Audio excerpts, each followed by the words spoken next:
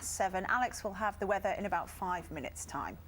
Now, the deal is supposed to be done and dusted tomorrow, but if Sir Richard Branson has his way, the government's plans to sign a new contract for running trains on the West Coast Main Line will be delayed. The entrepreneur is urging ministers to review the decision to take the franchise from Virgin Trains and give it to First Group. I spoke to Sir Richard from his Caribbean island of Necker before we came on air and asked him why he was pressing for a debate in Parliament next week. We're not letting this drop because we've spent 15 years creating what we believe to be the best train network in the UK, and we don't want to see that ruined.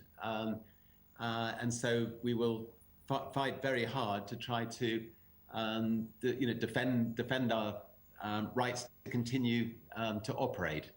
The Department of Transport are going to try to get the contract signed tomorrow, despite the fact that 130,000 people in the last week have asked for there to be a House of Commons debate on the issue, and despite the fact that the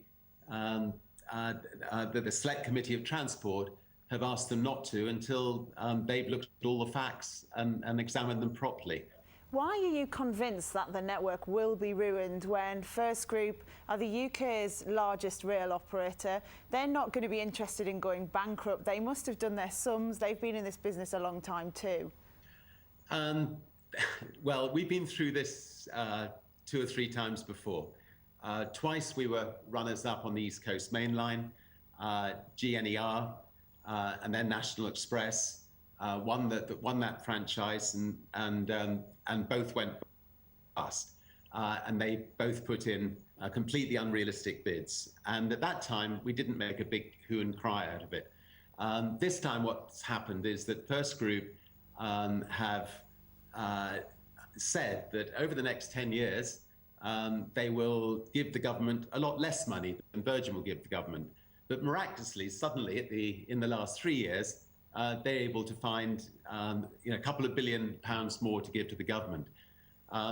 It's impossible for them to find that money. They're never going to be able to. There aren't going to be enough seats on the trains for them to be able to ever get that kind of money. And what we believe will happen is they'll do what they did with First Great Western. They'll just hand the franchise back in the last 3 years, and we believe that as a result, the public will lose out, and they will have effectively taken the government for a ride. But the Department for Transport say that the winning bidder was decided by a fair and established process. Even if you do manage to convince them to do a review of this decision, how are you going to change their mind? What are you going to offer differently? Can you offer more money for the franchise?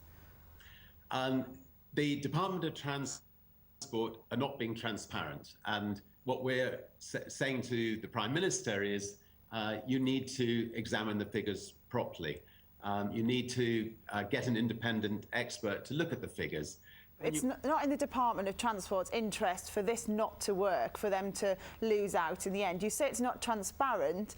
They're obviously not here to defend themselves on that level, but how can you possibly say that when the government don't want this line to fail? They will want to recoup money from it. They didn't want the East Coast Main Line to fail, and this very same Department of Transport, the same civil servants, gave it to GNER and then to National Express, and as a result, the East Coast Main Line is now languishing, run by the government, because they gave it to the highest bidder.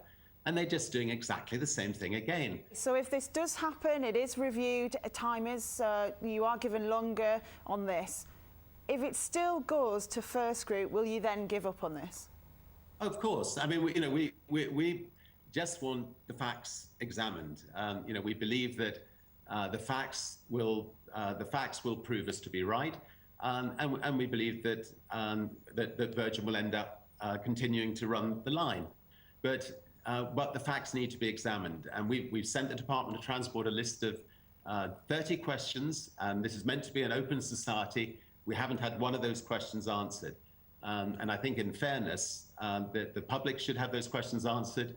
We should have those questions answered. It should be an open process, so we all know whether I'm right in what I'm saying, or whether the Department of Transport and First Group are right. And And once we've got the facts out, then if I'm proven wrong, I'm very happy to bow out gracefully. I've got spaceship companies and other things to run, and we'll move on. We'll move on. And I think a lot of the staff at Virgin will be very unhappy, but I think they'll all accept it as long as it has been a fair process. Sir Richard Branson there talking to me earlier. It's at 17 minutes past 7. You're watching Breakfast from BBC News, and that rail row is our main story this morning.